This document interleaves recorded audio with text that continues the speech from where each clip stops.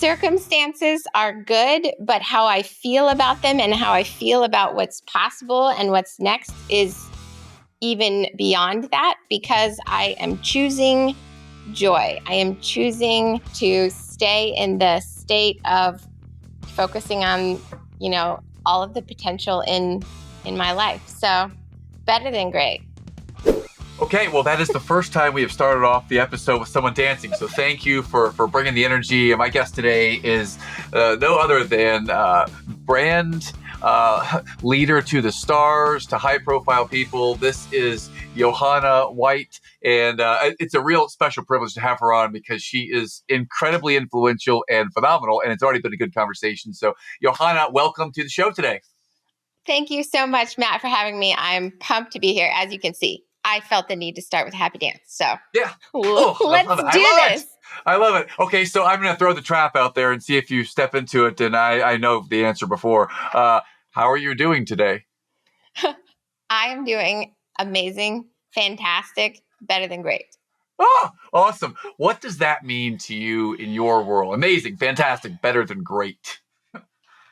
It means that circumstances are good, but how I feel about them and how I feel about what's possible and what's next is even beyond that, because I am choosing joy. I am choosing to stay in the state of focusing on, all of the potential in my life. So better than great. Awesome.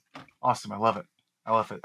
What's coming out of me right now is I feel like asking you, like, today, what is something that is already happened or that you think is going to happen today in your calendar? Just what is something that causes you to feel that joy and have this energy? Because you've got it. You're bringing it. I love it. And, what's something today that causes you to feel that perspective? Well, I woke up this morning and I checked my calendar and I saw that I was going to be a guest on the Optimism podcast. And I just love the name of your show. Like, I immediately went, oh yeah, that's today. Those are my people. I can't freaking wait to talk to Matt. Like, this is going to be amazing. And then also I have looked at the weather and made plans to play hooky this afternoon, hop on my motorcycle and go out to the barn to ride my horse. So I have stacked the deck for it's going to be a fantastic day. Like, wow. Can't go wrong. Wow. Super cool. Motorcycle, barn, riding horse. So many cool, unique things. How long have you been riding horses and motorcycles? Horses probably since I was 6 or 7. That's how long it took me to talk my parents into taking me for my first birthday ride. And I have been nonstop riding pretty much ever since. Horse is always part of my life, to the point that when I met my husband and we started dating, I told him right up front, there will always be horses. There will always be motorcycles. Are you okay with that? Yes or no? Check yes. Or we're not going to work. So always part. Motorcycles I've been riding since I was 19, I think. I took my first motorcycle safety course as a way to punch fear in the face, because I always liked getting on the back with friends, but I was always a little bit scared, and it kind of sucked the fun out of it for me when you're scared. And I decided that the best way to deal with that fear was to face it head on. So I went and took a course, got my license, and got my bike, and I've been riding weather depending ever since. I live in Michigan, so it's not a year-round activity, but that just makes it even more exciting when the weather is right. That it's like, yes, it's a bike day. Nice. Well, my family immigrated to the United States from Ellis Island to go to Michigan, and my whole family tree for the Drink-On family is from Monroe, Michigan, up there near Detroit. So my most important question is Wolverines or Spartans? Neither. Okay, my heart's palpitating. There's not going to be a red team from the South that starts to come up. And, I'm speechless. I'm so sorry. I'm mostly sport team agnostic. I just didn't grow up. I was too busy riding my horse to get into sports. Then I married a Purdue grad. Oh, okay. Purdue. Love the Boilermakers. Okay. They're okay. All right. Good. All right. Super cool. All right. Check that box. And a lot of my clients and friends, they're Buckeyes, and we still have a healthy love, and it can be sometimes fierce. Okay, so let's get to the hard stuff. I like to ask our guests, what's the hardest thing you ever been through? So you can start now, like today, the hardest thing, or you can go all the way back to childhood, and we'll like to explore with you just some of the things that have been defining moments in your life that have been challenges for you. So, Johanna, take us where you'd like to. Well, I would say the all-time hardest thing I've ever been through would be about 10 years ago when I was diagnosed with a brain tumor completely out of the blue. I went from What? perfectly healthy to partially paralyzed with collapsed vocal cords, collapsed throat, like atrophied muscles and food coming out of my nose instead of going where it should. And went from being like fit, healthy, strong identity to suddenly don't know if I'm going to live or die. And that became the catalyst for everything that is in my life today, as far as my choices to choose joy, to live life to the fullest, and to not go out having never tried. So that's the really short answer. And I know we're Wow. going to say a lot more. Wow. Okay. Wow. So, wow. I'm feeling something on the inside about a lot of things, about health, about identity being shattered and forced to change, about all kinds of things. So let's go back to that time about 10 years ago. You went and found out the doctor. Why did you go to the doctor in the first place? Was it annual physical, or were you feeling something? Just what happened there that day at No, the no. appointment? So I was such a like healthy person, at least I thought, to my knowledge, that I Yeah. was never an annual physical person. My family was on the Republican healthcare plan, which was don't get sick. Okay. Oh. Okay. Okay. Got it. But you were healthy. You were exercising, eating decently. Healthy. Like, Yep. All of those things. And okay. I was like very, very strong tomboy, horses, motorcycles. You get the picture. Yeah. Like grip strength, 10 pounds stronger than the average man, 40 pounds stronger than the average woman. Like I kind of had my identity and I'm this fit, unbreakable human.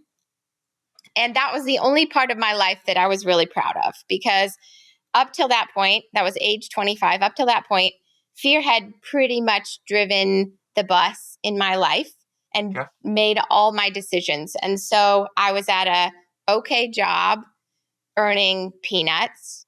It was not even coming close to living up to what I was capable of as far as talent, but it was safe. And I was technically working in my degree. Um, so Okay. forth and so on. Relationships were just okay. I had a few friends. I never felt like I could quite really hold on to them, and then they would slip away. We'll come back to that part because it's related to the other hardest thing in my life, but that's a different story. Ooh. Okay. Um, Making a but note. but Okay. I was 25 years old, still living in my parents' basement, and uh, just like waiting for the day when I was finally going to shine. Okay. And that day just kept never coming, because anytime an opportunity even sort of arose, I looked at all the things that could go wrong and went, nah, I'm going to stay safe. Okay. And so that was me, but I was feeling good about Johanna's a strong person. And then I woke up in the middle of the night with a pounding migraine. I'd never had even so much as really headaches before. Okay. Migraine that felt like a pickaxe through my skull, would not go away. It lasted for 3 days. I slept in a closet because the like a pinprick of light would make me throw up. And even through that 3 days, I still told myself, I'm okay. I've just been too much screen time. All the reasons why this is probably not that big a deal, but there was still immediate fear. And I think a knowing that like something different is really, really wrong. And when that migraine lifted, it was like instant paralysis. So left side just wasn't working like it should. I couldn't raise my left arm very well. My muscles in my neck and shoulder atrophied just instantly, like deflating a balloon, gone. And like I was choking a lot, trying to swallow. It felt like something was constantly squeezing my throat, and food was coming out of my nose instead of going down my throat.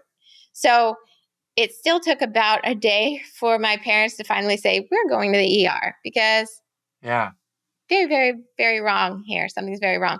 But even then, there were no immediate answers. We went to the ER and they told me I was imagining things.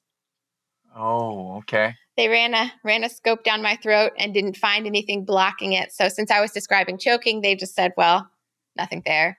It's some sort of mental thing where you think there's something wrong and there's not. Wow. Oh, man. Yeah. This is all in the span of 3 days. And all then in the span of 3 days. Instantly starting to get paralysis and atrophy muscles, and you go to the doctor and they're telling you you're imagining this. Yeah. Sorry to hear that. Okay, please continue. So we had a friend of the family who's a chiropractor and a really, really strong Christian. And he's going to come back into this story very heavily in a minute. But we went to see him because of, I was like, well, they say I'm imagining things, but you're a chiropractor. At least like tell me about the muscles, or maybe it's a pinched nerve or something like that. Okay. So I go to him, and he's way beyond a chiropractor. He's very, very knowledgeable about all things body and disc. And he looked at it and said, based on your symptoms, I am writing like a recommendation. You need to go see a neurologist. So okay. He was really smart, got me in. I think first they cycled me to an ear, nose, and throat doctor who did all kinds more tests. And then they said officially off to the neurologist for MRI. They did the MRI. So none of this happened overnight. That's the other funny thing about health journeys is you feel like you're dying and you think you'll go to the ER and then you'll get diagnosed and then your treatment plan begins or whatever. Kind of like Kyle's story, you know? Kyle Sullivan, instant this, instant that, we're off to surgery. That's what I thought would happen. Not like that at all. It was like 10 days of doctor guessing this, that before the final diagnosis came in. So I dropped a bunch of weight in just 10 days because I couldn't eat or much drink anything. So I'm like a walking stick, and finally get the last MRI and go through all the process. And they call me at work the next day, I think. So I was working in this crummy job, working second shift, alone at the office, 8 p.m., kind of how my life is rolling at the moment. And when you get a call from a doctor at 8 p.m., you know it's not really going to be great news. Okay. Let's just say my optimism was low at that moment. The times like that, yeah. So he calls me and he tells me, we found a mass and it's wrapped around your 9th and 10th cranial nerves. It's causing all of these symptoms because those drive motor function, swallowing, vocal cords, all of this stuff. And that kind of started the downward spiral. Okay. Well, before we go to the downward spiral, tell me when you had that 8 o'clock call with the doctor and he says the words, we found a mass. What's going through your mind at that exact moment when you get to, we found a mass? Well, the heart just plummets. And the first thing going through my mind is all the questions. Am I going to die? Am I going to die? Am I going to die? And I asked him that. I asked, what does this mean? And he says, we don't know. Tell me more. We don't really know. Like, we'll need to do further tests. We'll need to do a brain biopsy. We'll need to do all these things. Until then, everything is inconclusive. The results are inconclusive. And that phrase became my unchosen from the external mantra for the next 2 years. The results are inconclusive. And so I went heart sinking. I just want to know something. Like, give me answers, please, so I can be certain about something. I've spent my whole life choosing to play it safe for the sake of certainty. And here I am having done nothing that I know of. And what did I do to deserve this? And I was a healthy person, How did I end up here? Not fair. All of the typical things when health happens. And so, yeah, spiral. And went home immediately, called my boss, left work, obviously, went home, told my parents. And then something amazing happened, which is before I had a chance to go spread this story to the rest of the world and tell them, poor me, I am sick, bad is happening, brace yourself. That family friend, the chiropractor. Okay. My dad called him because they're really, really like best buds. My dad called him kind of distraught and like, Doc, I don't know what to do. Where's my faith right now? This is happening. Doc canceled 50 patients that he had on his books for the next day and showed up on my porch with a brand new iPad mini preloaded with the Olive Tree Bible app and every verse he had ever found about healing. And he handed it to me and he said, this is tools for the battle and we're going to fight. Grab your parents. We're going for a walk. And we went for a walk. And so I've gotten the diagnosis, but I haven't had a chance to hardly even process. And I haven't had a chance to start telling people, making plans, doing all of these things. And so before I had the chance to do any of that, he stopped me in my tracks and said, Johanna, I am going to challenge you. You have said your whole life that you believe in God and that you believe in healing and that you believe it's for you. But right in this moment, you're not talking like it and you're not acting like it. This is your chance to actually do something about what you believe, to actually stand on your faith now. Yeah. And of course, I wanted to punch him in the face because I just wanted to lick my wounds and feel sorry for myself. And what am I supposed to tell everybody? This thing is going on. Like literally my body's not working. Am I supposed to fake it till I make it? Am I supposed to just say I'm fine when I'm falling apart? Yeah. And I had grown up in a church that was pretty messed up. Different story for a different day. But long story short, there was a lot of like fake healings in that environment where they would lay hands on somebody and that somebody would still be sick in that instance. And they would hobble off but say, I'm healed, because they wanted to just prove that it worked. And so I had all of those like erroneous, not actual healings in my brain. And I refused to be that person. I refused to be a fraudster. I refused to be an imposter, any of these things. And so I immediately am like, that's all swirling through my head as he's telling me you need to stand on your faith. So I spit back with, of course, all the reasons why I'm not going to do that, why it can't work. I'm not a liar, all this stuff. And he just kind of calms me down and says, it's not about faking it. It's not about telling people that nothing's going on. It's about not owning it. And so he just challenged me to change the way I said things and to say, the doctors said this, or the MRI showed this, but not to own it, not to talk about my tumor or my sickness, and not to say I am sick, but rather I am being healed. And also to just change the way I spoke to myself every day. And this was my very first, honestly, this was my first like toe dip into personal development and changing your thinking, actually changing your life. I had never read any books before that on the subject, none of this. So everything that happened on my healing journey was simply a result of this one person's encouragement plus my faith and deciding to actually stand on what I believed all these years. And so I just started. So let's pause. Let's go back for a second here, because you just hit a couple of amazing points, like a bunch of amazing points. One of them is this collision or this intersection where your dear friend, the chiropractor, held you accountable to the way you were speaking to yourself, and then you spit back all the reasons why it's not going to work, or what the excuses, and the shift that he recommended for you is to own it. And in that moment when you were challenged to own it, what happened from there in terms of the way you started to speak to yourself? Was it like instant? or were you still kind of pissed off at him and you just couldn't hear him in that moment, and it took you like a day or a week? Because that is the moment that the amazing Yeah. human speaking to us right now. Somewhere between now and then, you decided to own it, and now you teach other people how to do it, and you're like the best brand consultant out there. And somewhere you decided to own it. And I'm curious, was it that moment, or was it a little bit at a time? I mean, talk us through how you started to own Yeah. it, That's your a narrative. really fun way to ask that question because, yes, like many people, I resist an idea or I resist good advice and I grit my teeth and I'm like, that'll never work. But then I go away for a day or two, kind of sit in it and realize, what the heck do I have to lose? Absolutely Okay. nothing. What do I have to gain? Absolutely everything.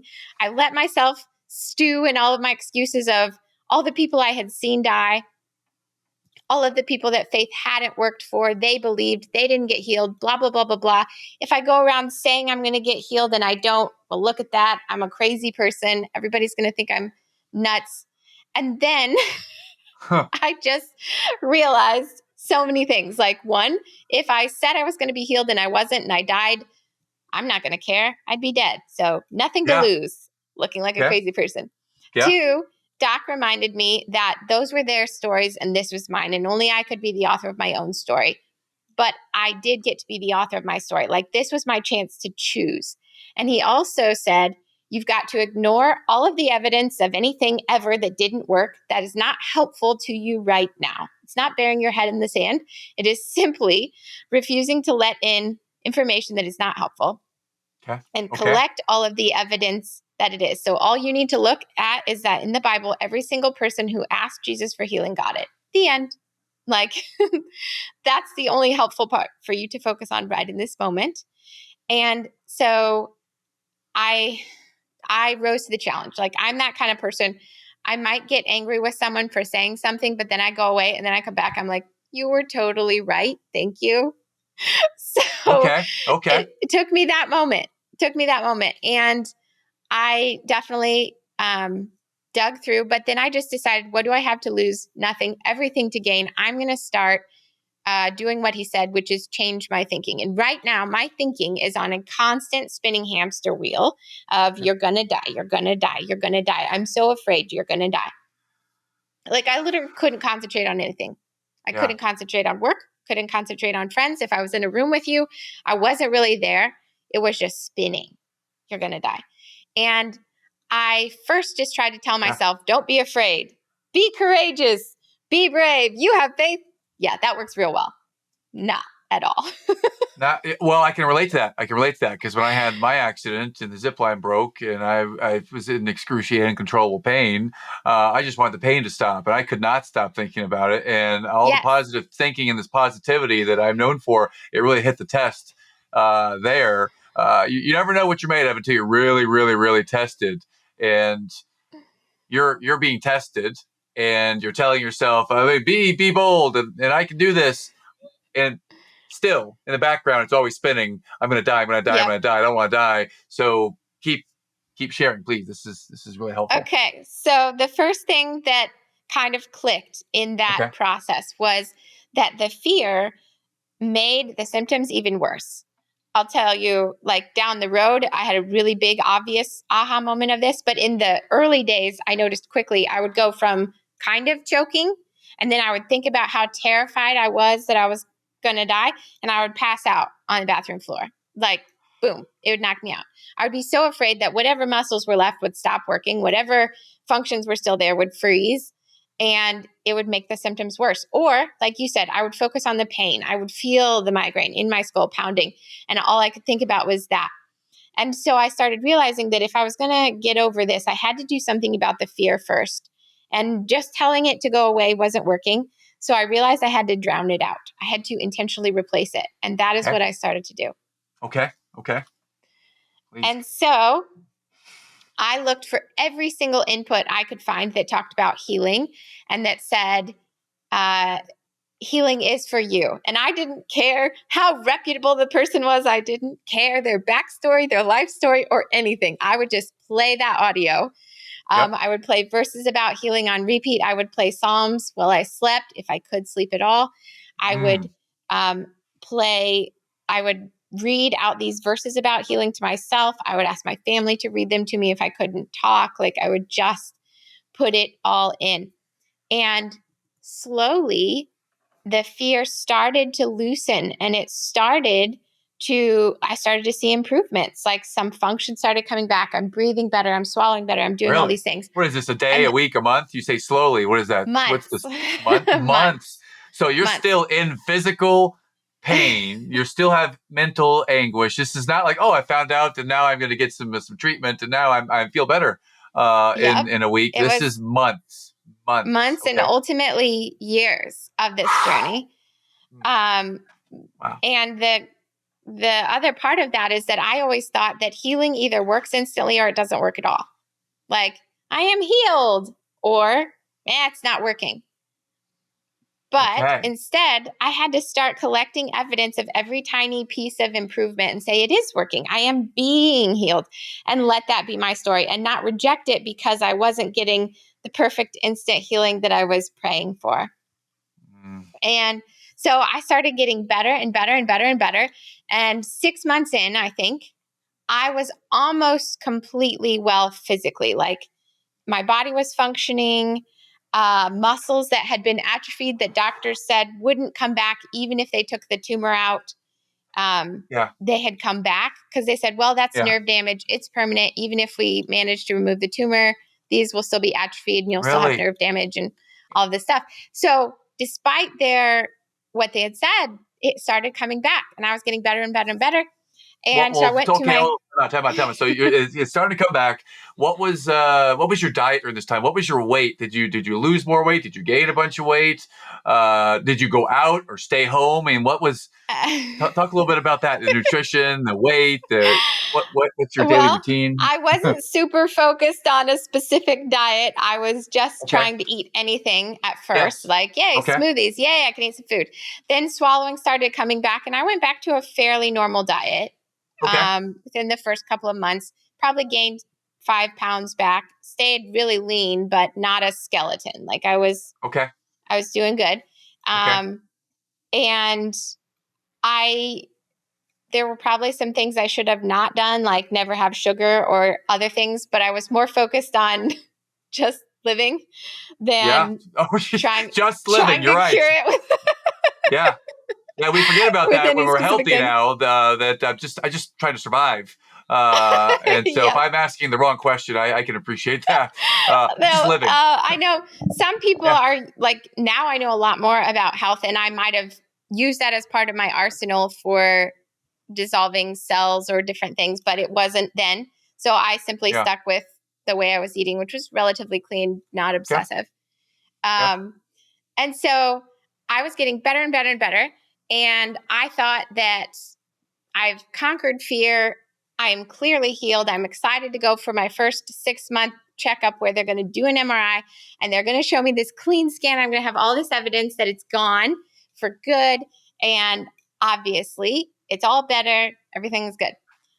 I get the MRI, and instead of hearing all this great news, they come out and they tell me, well, it's actually the same size or maybe bigger. We can't quite tell because it's on a different machine. Oh, And not only is it, maybe bigger, but also here's the next like 5 symptoms you're probably going to see oh, happen to you, like, numbness in your jaw and this and this. So keep an eye out for that. And oh, by the way, we can't help you. Like our machines aren't set up to work on this area of your brain. It would probably make it worse, but maybe this other doctor could help you. So we'll put you on his roster for another 6 months from now. Just go home and hold on, kind of. another. And What happens next? I just want some results clarity. are Results inconclusive. are I just want inconclusive. Oh man. some Yeah. darn certainty. And so I walked into that appointment full of faith and I left completely crushed. Oh man. And that was the moment that I really realized that I had to choose not to take the doctor's word as the last word, not to put the doctor as an authority over God or over my faith or even over what I knew was happening. And that it didn't really matter what the MRI said. It mattered what I knew to be true. And Mm.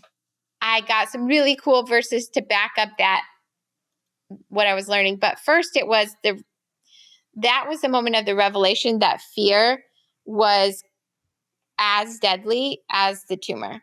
Because when I walked in full of faith, my body was doing well. When I left and sobbed all the way home, I woke up the next morning with all of my symptoms back, plus some new ones, just like that. And that was the moment that I knew it wasn't just about any particular thought or thing. It was also about who am I listening to? What am I believing? And that what you believe matters. And it truly will change your body. So I needed to change what I believed. And so once again, I cried. I licked my wounds. I got mad at life. Why me, God? All of the things. But then pretty quickly, I got back on that. Well, if it worked once, it'll work again. And I'm just going to go after it again. I'm going to go do these things. But I knew I needed to dig even deeper on the fear because obviously it was still very, very powerful and making bad things happen. Yeah. So I dug into what am I actually afraid of? Like, Okay. I thought it was dying. I thought I was just afraid of dying. But when I kind of sat with it, I realized, nah, I know where I'm going to go. I'm not actually afraid of dying. I'm afraid of living with a lower quality of life because I believe that my quality of life determines my happiness. And I like running and dancing and riding horses and riding motorcycles. And that is me. And I am strong, or I was. And if I'm not that, who am I? And I don't want to live like that.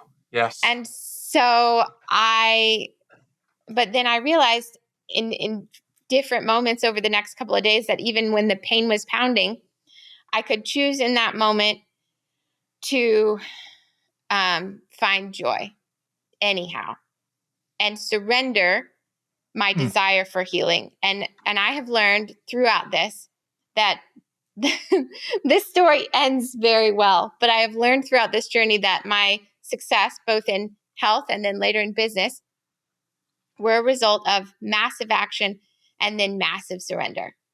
Pause. And it was Pause. This is amazing. This is the moment that I know our listeners are on the edge of their seats, and I've got goosebumps right now because you just shared the moment that a number of other people who have been on the show have had massively traumatic, life-defining, course-changing challenges like you are describing. This may be like the biggest one I've ever heard. This is I just hats off to you, love and respect for the way that you've navigated through this. You just shared the moment where you used the word surrender. And for me, when my identity was shattered because I'm the tallest person in every room, I'm the most athletic person in the room, and then I now am confined to a wheelchair, and I'm not physically as fit, and everything's changed. When I learned to accept that and put my faith into God, put my faith into a higher power, that I cannot control everything. And I'm going to accept that this is where I am, and I'm going to do the very best of what I have right now to make a positive story moving forward. That was the way I framed it. You framed it in your terms as surrender, and you are going to control it moving forward to the best of your ability with surrender present. So I wanted to just honor you for sharing that was the turning point when you decided to surrender. And it came when you already thought you'd won. You already thought 6 months, hey, we're making progress. This is going to be a great diagnosis. We're reversing this. And results were inconclusive again. And just appreciate you for having the courage to take the patient route, not overnight success. It took months of patient follow through and not knowing. And just I'm going to stop talking now. I'm just super excited to hear you share it, that we're here today speaking. So please take us where you will from here.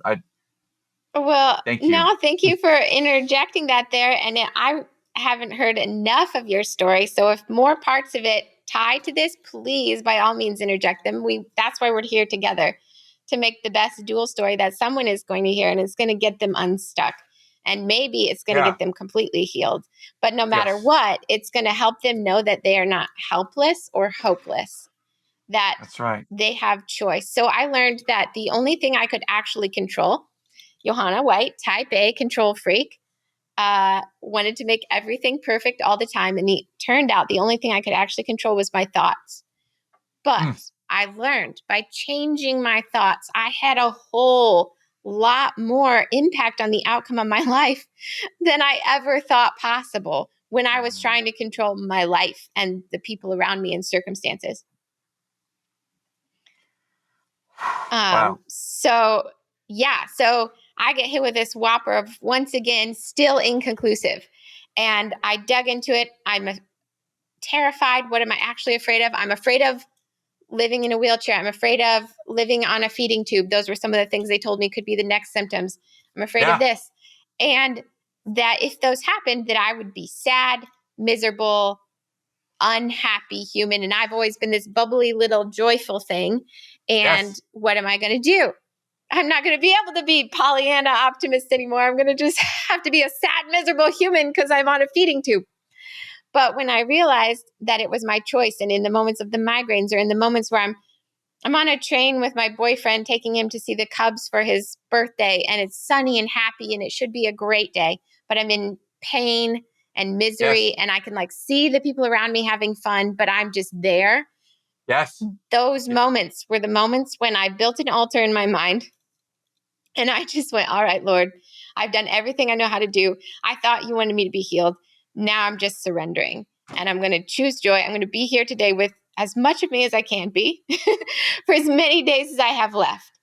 And that became my new mantra. I do all the thoughts, change the thoughts, still believe. I had to still keep believing that I could be healed, but also surrender if I am not, which is sometimes a tricky line to walk. If you're surrendering, then are you giving up hope? All of these things. But it was no, I'm going to do, I'm still going to put in every thought. I'm going to be willing to be disappointed. I'm going to remain hopeful, but I am going to surrender. I expect the best and prepared for the challenge, and I accept and surrender to that. Yeah, that's great. Oh, quick pause here. I'm curious. Is this amazing? Well, before I get to the amazing Boilermaker husband, is this person you just described as boyfriend going to the Cubs game? Is this the same person that eventually became Boilermaker husband? Is this that same man? It is. So he was with you through all of this? He actually announced to me that he wanted to date me the day I came home from that 6-month appointment, sobbing with terror. Yeah. What? Wow. I know. Wow. Okay. So real quick, 30 seconds, maybe 60 seconds. I'll time you. What are the 3 most amazing things about this amazing, I'm going to call him Boilermaker husband until you name him, but what are the most amazing things about this man you call husband?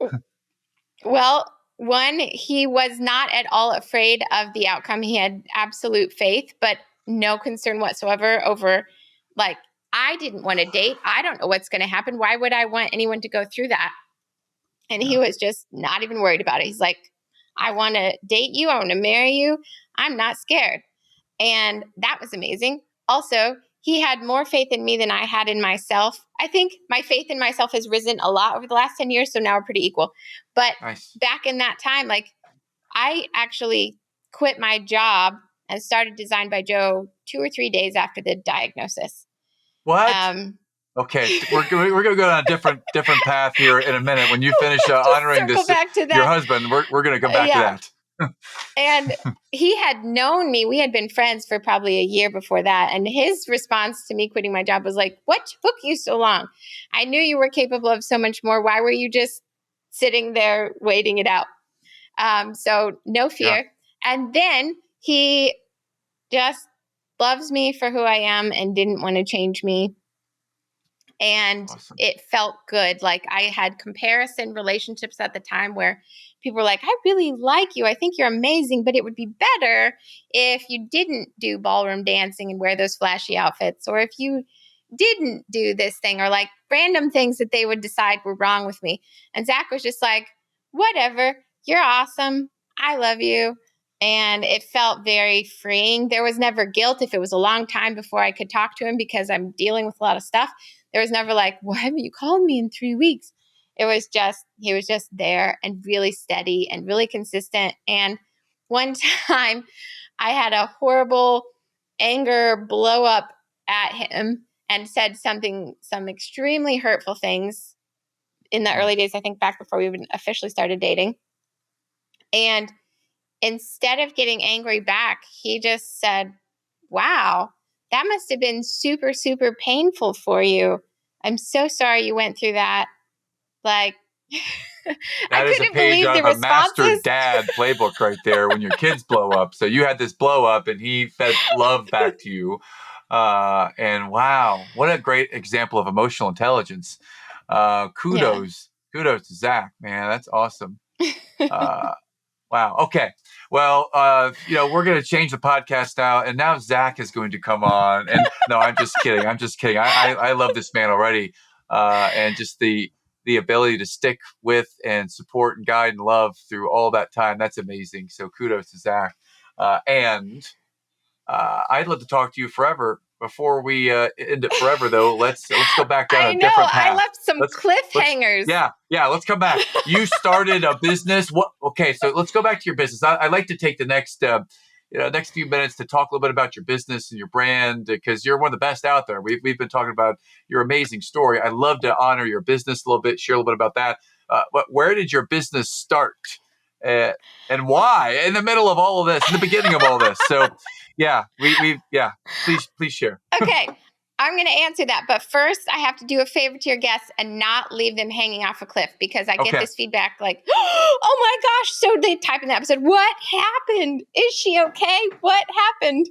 So I need to wrap that for their sake with, I never got a clean MRI. I never got my certainty. But what I did get was a fully healed body and a lot of just confidence and knowing that I was healed and that it was time to walk away from doctors who couldn't help anyhow. We had even tried surgery. I had been on an operating table, and the doctor literally came in right before the surgery and changed his mind and said it was too risky and he couldn't do it. So there were lots of up and downs. I have whole podcast episodes just about that. If they're like, what? I need to know more. But I got completely healed. And the final healing happened when I had the faith to finally stop searching for certainty and just say, I choose joy and I choose love and belief and faith. And I am going to do things because they are a gift, no more because they were my identity. So I started doing yoga and working out and moving my body simply because I could move, not because it made me stronger. Because in that moment, it didn't work anymore. Everything that had worked before didn't work. But I changed my reason for it. And I started doing it because today was a gift. And as long as I could move today, I was going to move. And when I changed my why, then my body started to respond and it started to heal. And I got stronger and stronger. Now my left side's my strong side. All the muscles are there. And so, it's been 10 years. I haven't been back to a doctor in 7, probably. But I get to be a walking, talking, living miracle every day. And I don't get the certainty. And I don't get to prove anything, which was probably God's just little chuckle, because I was such a prover, I'm not going to be a fraud or an imposter. That's right. I got nothing. I cannot prove this to you, Matt. But I got completely healed. And I got married in a beautiful beach wedding in the Dominican Republic and galloped horses down the beach. And it was magical. And Boilermaker Man should be on your show. He's now a coach for engineers. And he is showing them the same consistent, just showing upness that he showed me. And he's changing lives. So he would be an epic guest. I will connect you. Okay, I'd like to have him on the show. Yeah, that'd be fantastic. You can ask him his side of the story. It might be totally different. Yeah, totally different. He's like, man, I just wanted to ride a horse. Okay, let's see. I just wanted to ride a horse on a beach. And it took 10 years. No, this is good. I love that. I love that Zach's present in this story. I'd love to have him on the show. And this is just amazing the way you blessed us, Johanna. And we're going to run out of time if we don't keep moving. So let's I'm going to answer the question you just asked, which was business. What do you do? Where the heck did it come into this? So that's right. What I am today is I am a brand magician and a dreamer extraordinaire. I do high impact brand identities and custom websites for elite experts and individuals and companies who are truly the best in the world at what they do, but they don't look like it yet.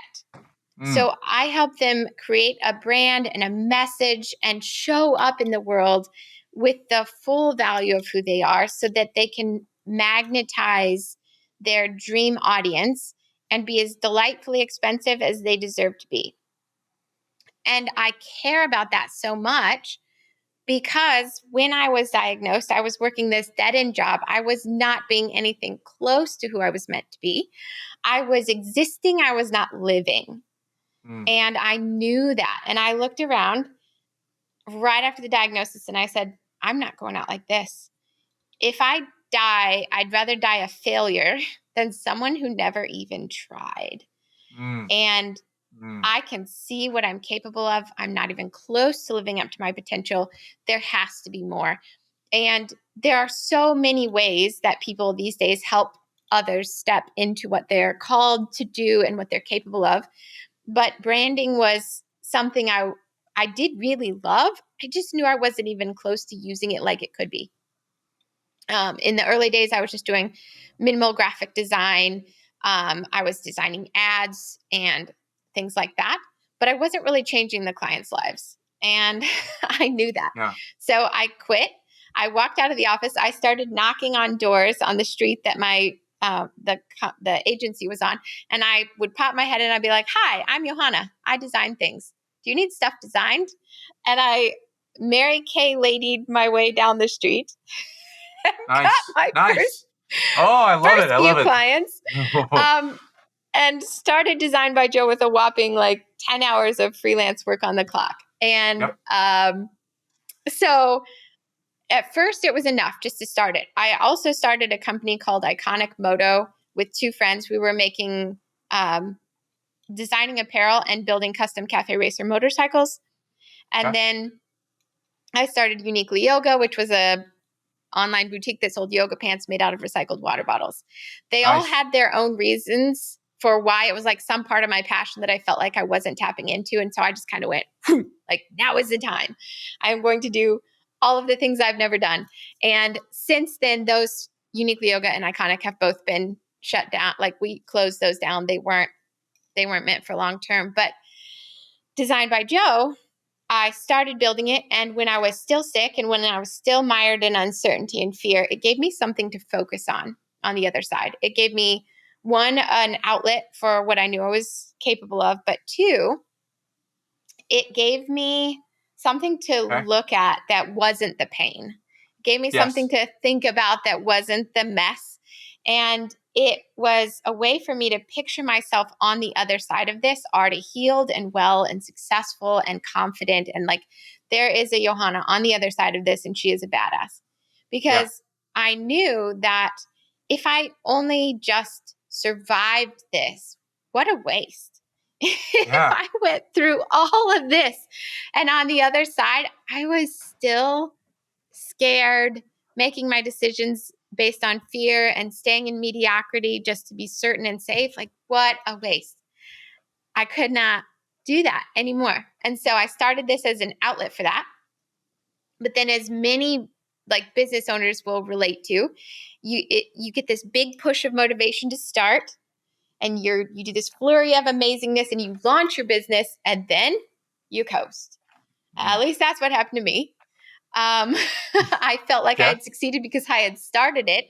And then it's 3 years on the other side of the tumor. And I realize I've gone from working a mediocre job for somebody else to Yes. now working a mediocre job for myself. Only like now I'm the boss. I don't pay very well and it's not great. And I'm working a ton of hours. And Yeah. hang on a second. I already decided I didn't come this far to only come this far, but it's happening again. And so Yep. Yep. something needs to change. And I said, I learned a ton during that brain tumor. I learned that what you believe matters, but what you do about what you believe matters way more. That's when the change happens. And so I took that nugget and I applied it to my business. I was a person who could revolutionize how you show up in the world through your brand, revolutionize what you charge, who you get to work with, and the type of life you get to live after. but it didn't look like it if you looked at my brand. I just looked like any other designer with a portfolio website with, average business cards with low prices because I was scared to own what I was worth and all of these things, and offerings like, you tell me what you want and I'll just make it for you. Okay. And I Okay. was terrified to show up as an expert and to own the space and to tell people what they needed instead of just waiting for them to tell me what they wanted. But I was like, okay, I know this. I learned this. You got to actually do something about what you believe. Now is the time. So I tore apart my business. I put myself on the calendar. I didn't take any clients for 3 months. And I totally rebranded myself. I took myself through the whole process. I redid my messaging. I redid my visuals. I redid my website. I did intentional photo shoots.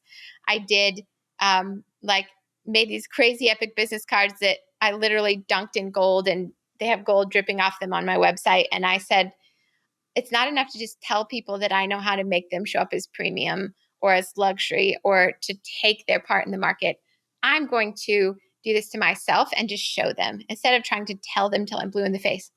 Yeah, and I can back that up because I'm looking at your media kit right now, and it is full of energy and it is glowing. And this is who I knew before we hopped on this interview today. Is I knew this, and there's so much energy, and just this is the most amazing media kit that I have seen. I'm looking at your gold card right now. I didn't know what that was. Now I know what it is. This is super cool. Designedbyjoestudio.com. That's going to be in the show notes, everybody. And she's on all the major social medias here. We got Facebook, Instagram, LinkedIn. Is there a preferred one to reach out to you and find out more about you, Johanna? Well, if they want to, if they're curious about any of this, I recommend they visit my website, designedbyjoestudio.com. If they are looking for a way to level up, if they're looking at their brand and they're realizing they're not showing up as who they actually are, and because of it, they're stuck undercharging, they're not working with the right clients, they're having to take on everybody who will say yes to them, and they're working a ton of hours and not enough payday for that hours, it usually means there's a disconnect in their brand. People aren't perceiving their value. And so if that's them, go to my website, read about yourself. And if it is you, then click that book a consult button and let's talk. It's a free consult. And that's the best way for them to kind of learn. There's also a media page on my website where they can listen to more podcasts and hear more of the brain tumor story if we left them hanging. But if they just want to follow me on my world adventures, because I don't just do brands here, I take my clients across the globe. Instagram is at Designed by Joe Studio. Okay. And I just got back from a trip to Italy and Greece with a client where we were doing her brand. She's US based, but we wanted to create her visuals in the place in the world that lights her up the very most. So we were in Italy and Greece doing this epic brand experience, and you'll see more travel photos than branding photos right now. Yeah, this is super cool. Look at all this stuff on here. Awesome. But more actual what I do photos coming soon. I just am a little behind on that. I've been busy globetrotting. So yes, They can show up there. And I just am so passionate about now helping other humans tap into their limitless potential, because I know what it's like to spend a huge chunk of your life chasing certainty, only to find out, like most of the world did during COVID, that oops, certainty is actually illusion. There is no such thing. We have we cannot control the world, but we can change our thoughts. And if we change our thoughts, we can change our life. Wow. Spoken by someone who is not repeating something you see on some website or some meme, spoken by someone who has been forced to battle for her life to stay alive. And there's a big difference between, someone who's the armchair quarterback, the Starbucks philosopher, and someone who was forced to surrender and, change the way they think. And just a lot of love and respect to you, Joe, for this. I think this has been a game changer for me, just listening to you. And even the last thing you said, that certainty is just an illusion. From one person who used to identify as a control freak, now I'd say more of a recovering perfectionist. Certainty is just an illusion. And you'd rather try and fail than never even try. You're chasing joy. You're living a life of love, and you don't require that same type of certainty that you used to. You are truly the author of your own book, your own story as you go. So nothing but respect to you for everything you shared so far. I'd love to wrap up with a question, and it's a question I ask everyone when you hear the name of our show, Eternal Optimist Podcast. What does Eternal Optimist mean to you, Johanna? Well, like I said, when I woke up this morning and saw that name on my calendar and remembered that I get to be on here, I just was so excited because I picture someone who gets up as many times as they get knocked down, plus one. I picture someone like Winston Churchill's phrase about the true hero is the one in the arena covered in blood, sweat, and tears, and who pulls himself back up out of the dust rather than the person jeering on that they fell from the sidelines. And so to me, that's the eternal optimist, is someone who is always choosing to collect evidence that life is for them, not against them, and finding the good in everything. And because they do that, more good happens to them and to others. Amazing. Johanna, this has been truly a real treat. And thank you very much for gifting us with your time, your energy, your story. We're full of love and we're full of inspiration right now and hope because of this. And just thank you for everything. It's been a real true pleasure. Thank you so much for having me. It has made my day.